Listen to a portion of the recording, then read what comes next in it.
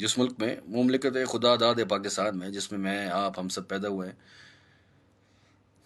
आपको पता है यहाँ सब लोगों में बहुत एका है। मेरी बात सुन के आपको अजीब लग रहा होगा, लेकिन वाकई सब में बहुत एका है। यहाँ पे ना,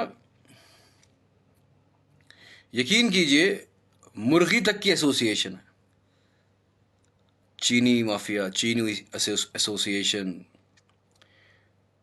दर्जी एसोसिएशन, वकला एसोसिएशन, बार काउंसिल्स, फिर पुलिस वालों की एसोसिएशन, फिर डॉक्टर्स एसोसिएशन, फिर यंग डॉक्टर्स एसोसिएशन।